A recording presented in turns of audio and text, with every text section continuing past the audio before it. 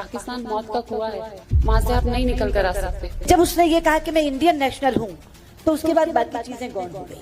But जब इनका चेहरा देखा और जब लाइफ एंड डेथ की बात आई तो वही चीज बहुत आसान बन गई। इतना भर आकर कह दे एम्बेसी की विंडो पे that I am an Indian national, मैं भारतीय नागरिक हूँ, ये हमारे लिए काफी है। ডিপ্লোম্যাটিক মুভিতে জন আব্রাহাম যে মুভিতে পার্ট করছে, এই ঘটনাটা ঘটেছে পাকিস্তানে। এটা হচ্ছে সত্যিকারের ঘটনা যে ওই মেয়েটি যার নাম হয় উসমা, ও কতটা কষ্ট করে চিন্তা করার ধারণার বাইরে। এই ঘটনা শোনার পর বুঝতে পারবেন যে ওই মেয়েটার উপর দিয়ে কতটা কষ্ট গেছে। মেয়েটির নাম হচ্ছে উসমা আহমদ। তো ও থাকে দিল্লিতে। তো পড়াশোনা করার জন্য মালয়েশিয়ায় যায়। তার প্রথম আলাপ হয় পাকিস্তানি ছেলে তাহিরের সাথে। উসমা আহমদের সাথে তাহিরের খুব ভালো বন্ধুত্বের তৈরি হয়। সেই বন্ধুত্ব আস্তে আস্তে আরো ঘনিষ্ঠ হতে থাকে। সেইখান থেকে তাহিরের প্রপোজাল উসমা আহমদ নিয়ে নেয়। সেই ডাকে তাহির উসমা আহমদকে বিয়ের জন্য রাজি করে নেয় এবং তাহির তাকে পাকিস্তানে বাড়িতে আসার জন্য অনুরোধ করে। পাকিস্তানে পৌঁছানোর পর উসমা আহমদকে গাড়ি করে নিয়ে যায় তার বাড়ির দিকে এবং মধ্যিখানে তাকে অজ্ঞান করে দেওয়া হয়। যখন চোখ খোলে উসমা আহমদ, তখন সে দেখতে পায় সে আফগানিস্তানের হাইবুর পাখতুন গ্রামে থাকে।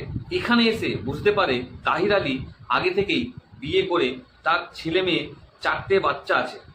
তাহির উসমার সাথে জোর জবরদস্তি বিয়ে করে, তার কাছ থেকে তার নিজের পাসপোর্ট কেড়ে নেয় এবং তাকে জোর জবরদস্তি শারীরিক সম্বন্ধ করার চেষ্টা করে এবং তাকে মারধরও করে। তখন বুঝতে পারে তাহিরের আসল রূপ।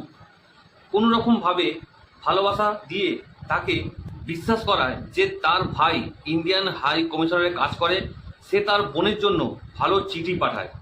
তাহির টাকার লোভে উসমাকে নিয়ে ইসলামাবাদ পৌঁছায়।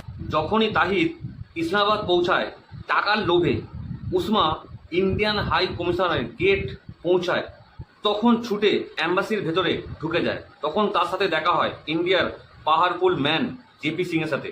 তখন সে তার আন্ডারে শরণ দেয়। তারপর এই কেস পাকিস্তান কোর্টের কাছে পৌঁছায়।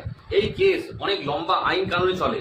তখন 27 মে 2017 সালে তখনকার সময়ে বিদেশ মন্ত্রী মিস সুষমা স্বরাজ আর জেপি সিং এর সাহায্য নিয়ে উসমা আহমদ ইন্ডিয়া চলে আসে। তাহির উসমা আহমদকে ছাড়তে চায়নি। সে কিন্তু কোর্টের উপরে খুব কিন্তু বড় আক্রোশ ধরে নেয়। বাঘা বর্ডার পার করার সময় সে কিন্তু অনেক ঝামেলা সৃষ্টি করে। ভারতের বিদেশ মন্ত্রী সুষমা স্বরাজ আর জেপি সিং এর মতো লোক না থাকতো তাহলে সুষমা আহমদ ইন্ডিয়াতে ফিরতে পারতো না। এদের মতো লোক আছে বলেই সুষমার মতো ভালো মেয়ে ইন্ডিয়াতে আসতে পেরেছে। সে তার দেশের মাটিতে ফিরতে পেরেছে। সে নিজে তার ক্রেডিট দেয় সুষমা স্বরাজ ম্যামকে। ভিডিওটা ভালো লাগলে চ্যানেলকে অবশ্যই সাবস্ক্রাইব করবেন। দেখা হবে নেক্সট